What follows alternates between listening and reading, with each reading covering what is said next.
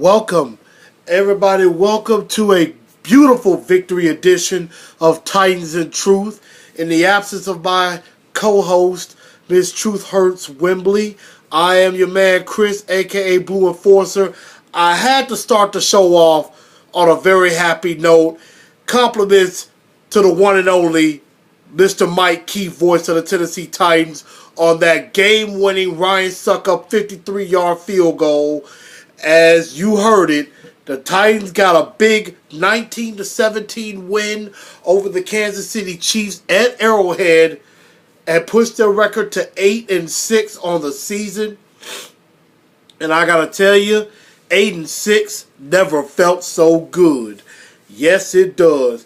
And the craziest thing about it was, this game, it was a big game against probably a playoff team in almost sub-zero temperature. The kickoff was set for noon. The temperature was 1 degree at kickoff. That's right, 1 degree. And it only got up to about 5 degrees throughout the entire game. So it was... cold is not the word. It was freezing. And I have played a lot of football in my life. I have never played football in those type of conditions. I don't know if my body could have handled it. But I would have tried if I was getting paid for it. But anyway, an absolutely fantastic, improbable victory. And it would have seemed like the way the game was going, it wasn't going to happen that way. We overcome less than 10 degrees in temperature, going up against a possible playoff team in a hostile environment, also dealing with turnovers. It was the first time in 5 games we turned the ball over, and we turned it over 3 times. We had a Marcus Mariota interception. We had him fumble the ball. And then also Rashard Matthews caught a pass, and he ended up getting the ball punched out of his hands. The first half could not have gone any worse for the Tennessee Titans, yet they found the resolve to pull it out. And let me give you some takes from the game that I had as I was watching this game. First off, the running game was extremely solid. DeMarco Murray had 89 yards on 18 carries, and then Derrick Henry also had 41 yards on 9 carries, and he had 2 big touchdown runs that really sparked the comeback. We were early down 14-0 after a 3-and-out, and of course, one of my keys to the game was not to let Tyreek Hill take over the game. He did not do it in the return game, thank goodness. But on the second play of the game, when the Chiefs had the ball for the first time, basically it was a sweep handoff to Hill, and Hill got into the open field, and he was gone. There was no way to catch him, and I have never seen anyone that fast. Chris Johnson, CJ, was not even that fast. And he went from 0 to 100 real quick. Yes, he did. But early on, everything looked bleak, but the running game was very solid. Derrick Henry, I told you this, the team was built for this kind of weather, for this type of game, and it showed up. The running game was very strong. Also, admit the turnovers.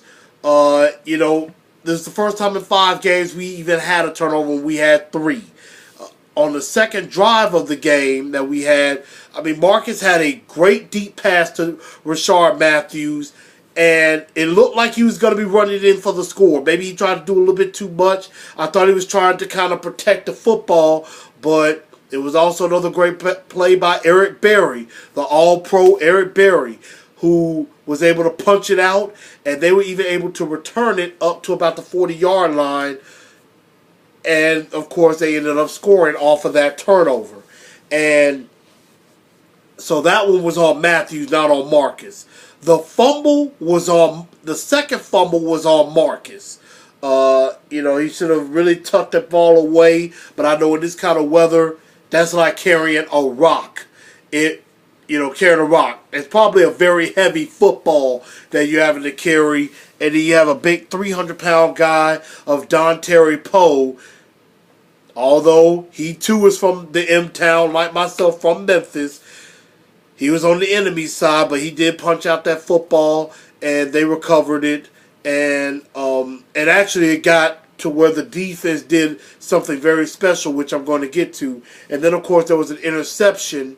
As well that Marcus threw. And it really wasn't on Marcus. I mean, that was just a terrific play by the defensive player, a good one-handed interception. But now, let's get to some more good. First and foremost, hats off to the defense. The defense took the fumble and that Marcus had, and the Chiefs marched down the field, was marching toward the end zone, and then the defense dug in. A terrific goal line stand. The Chiefs went for it on 3rd and 4th down, did not get it, was stuffed by Wesley Woodyard. Damian Stafford got into the hole and stopped Spencer Ware from scoring a big defensive stand after the turnover. And then also, of course, later in the game, it looked like, and it was 17 to, I believe it was 17 to 10. It was 17 to 7, and it looked like they were going for the killer blow. And then young LaShawn Sims steps up and picked off Alex Smith in the end zone. And so I believe we drove down the field on that instance. And put in the game-tying touchdown, which led to the 2-point conversion, which that's the next thing I'm going to get to. Was that. We got the tying touchdown, the 2-point conversion, of course, ended up failing. And then the Chiefs decided to run 3 straight times, and the defense stepped up again. And it was about 3rd and 3, and Alex Smith tried to do a zone read, maybe like an option play. He kept it, and Avery Williamson just stuffed Alex Smith right there, stopped him dead in his tracks. Damian Stafford took care of the pitch guy in Spencer Ware so that he couldn't get the pitch, and that was a 3-and-out. And, of course, we get the ball back, and you know what happened after that. But big standing to the defense for just standing tall despite everything that happened. After going down 14-0, they only gave up 3 points the rest of the way. And then to the 2-point conversion. Now, Derrick Henry scored, and Coach Mike Mularkey says he's going for 2. Now, I will say this. Mike Mularkey, he got some balls. He's got guts to go for 2 in that particular situation. And I did not disagree with that at all.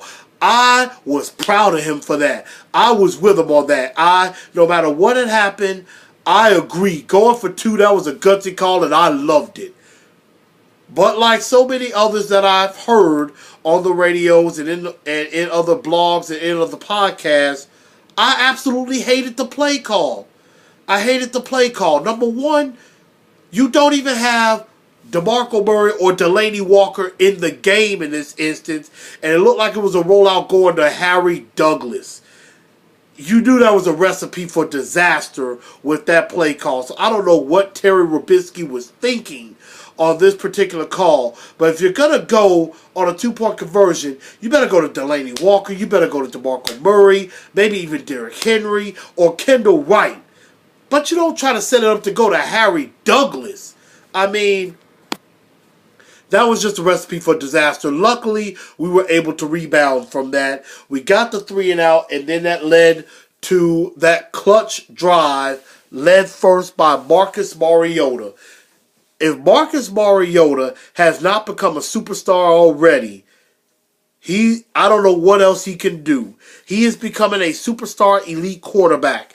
Now, he didn't have the greatest day of all. He threw for 241 yards, no touchdowns, but he forgot the turnovers and everything. He just decided to be clutch. And he was Super Mariota, led his team down the field, a couple of clutch plays, one to Kendall Wright, also a couple of clutch passes to Delaney Walker. That set up the Ryan Succop game-winning field goal. And the field goal, it was a 53-yarder. And even Ryan Succop said it himself that he did not think he was going to make that kick. He did not think he was going to make that kick. Now, it was set up for him to go for the kick, and then he kicked it, and it ended up being short, except Andy Reid calls a timeout, thinking he could ice the kicker.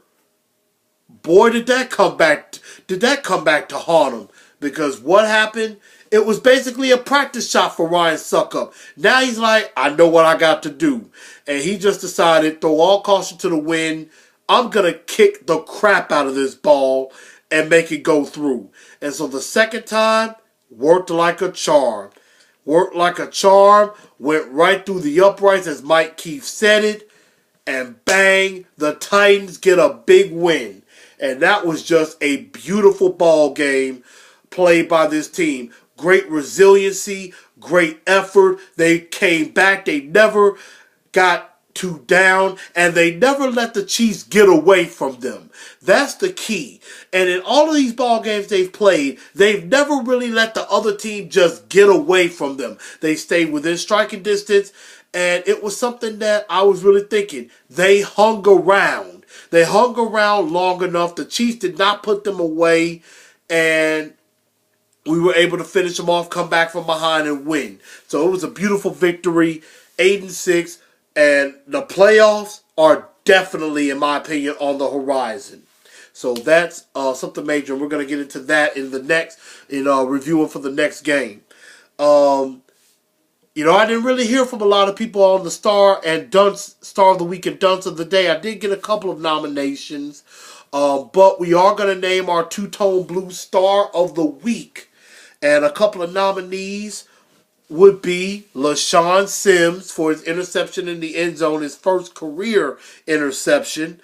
Avery Williamson stepping up along with Damian Stafford, making the goal line stand, and also making that stop on third down to force the last 3 and out, which led to our game-winning drive. Ryan Succop, of course, coming through on the 53-yard field goal. Derrick Henry having a terrific ball game with 2 touchdowns.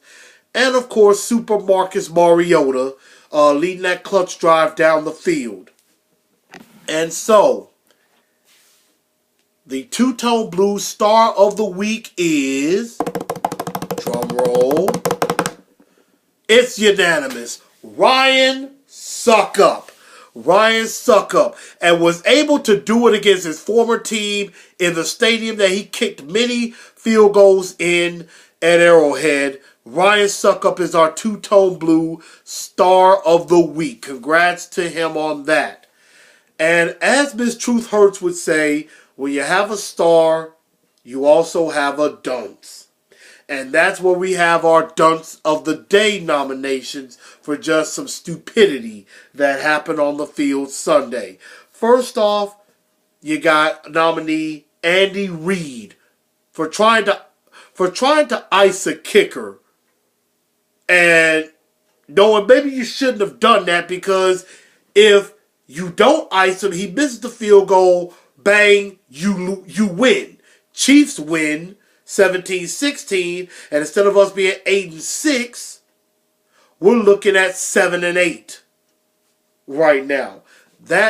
I'm sorry, because we were 7-6. We would be looking at, I am so sorry, I am blind right now.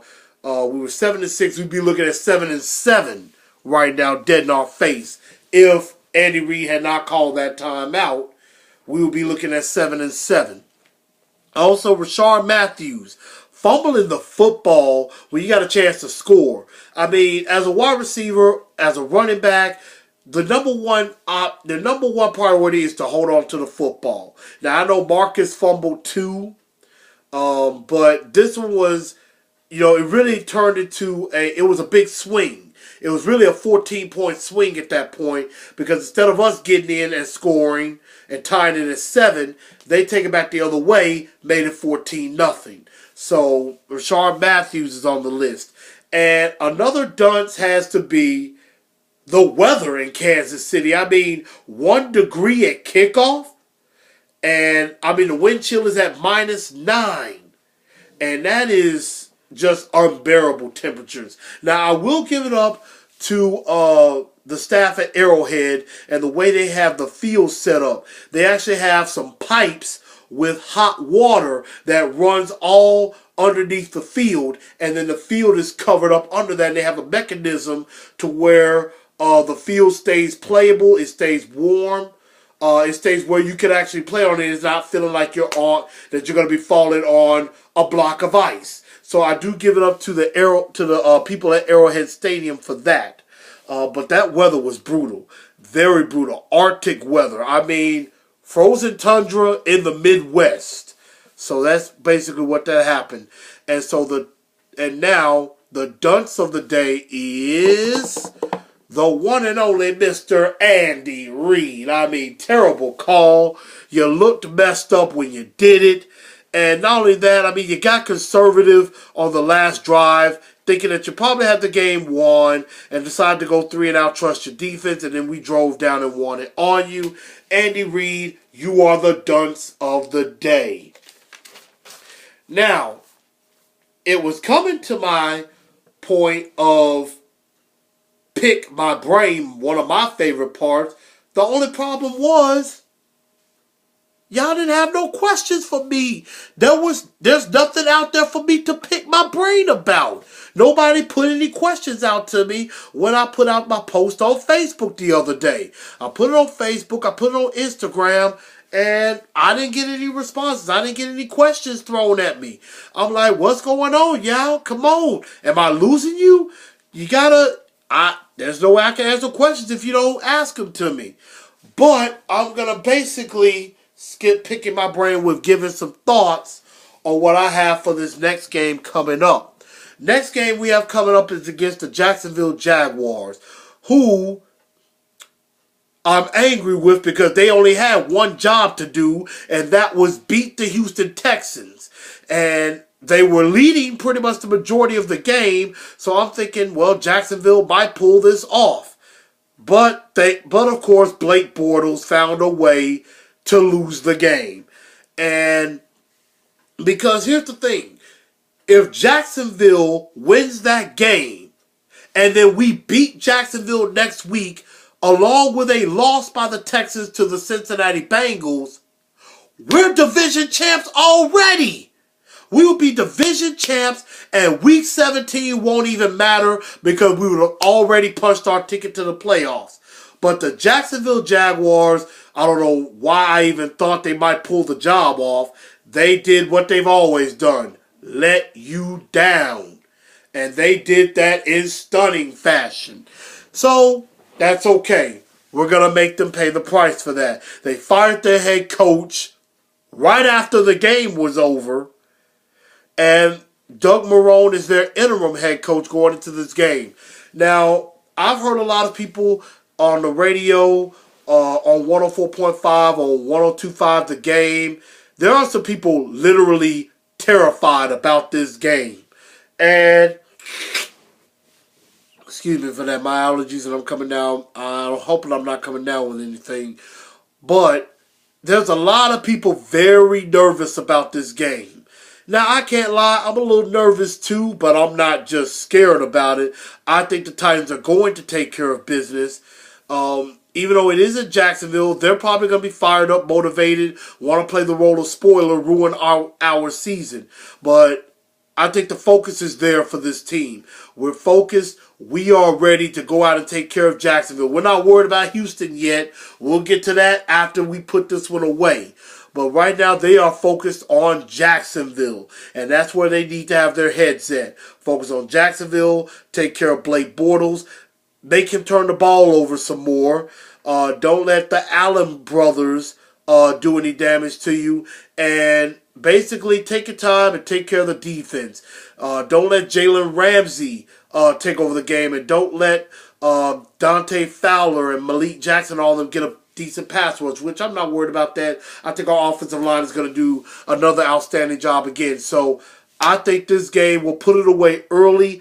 I'm expecting like a 31, I'm just going to say like a 31-3 type game. I think the Titans put them away early, and I think they keep their foot on the gas and do not let up this time. I think the last time they know they let up a little bit, but I think the Titans pull this off and get this win and will move to 9-6 on the year, a 4-game winning streak going into the finale, the showdown for the AFC South title. And I'm also asking for the Bengals to do their job. Beat the Texans and make it easier for us to do it. So that's what I'm asking for. And that's basically what's going to happen here. We're going to have that showdown. So let's do it. Let's go out here and get this victory. But now we come to the final part of the show. And that is the Blu Bombshell. Doing it in honor of my girl, Miss Truth Hurst, since we can't pull off Amika's moment just yet. And I really hope, and I really want us to get that back as soon as, work schedules and things work out. Miss Truth Hurst, I know, is missed. I miss her like crazy, and we're going to get her back on the show as soon as she possibly can. But my Blu Bombshell, first off, I want to give a big shout out to the Tennessee Titans. They announced the Pro Bowl rosters yesterday. And I can't believe it. We got 5 guys. That's right, 5 selected to the Pro Bowl coming up in Orlando the week before the Super Bowl. And those guys, of course, are DeMarco Murray, Delaney Walker, Brian Orakpo, Jarrell Casey, and Taylor Lewan. They were selected to the Pro Bowl. Also, Marcus, Justin Fowler, and Jack Conklin were named alternates. And so I do get a sense that I think Conklin, Jack, and Marcus will end up playing in this game. Somehow, because one of those 3 quarterbacks, either be Brady or Roethlisberger, most likely may end up in the Super Bowl or probably just back out altogether with that. So congratulations to those guys for making it to the Pro Bowl after only having 2 guys go as alternates last year and not have any selected initially. To have 5 selected initially is a terrific feat, and that tells you we're getting some respect around the league. I think we were top 5 in most Pro Bowlers. I think we had 5. I think Pittsburgh had 5. Oakland led the way with 7 Pro Bowlers, and so congrats to them on that, and hopefully we'll see them in the playoffs at some point.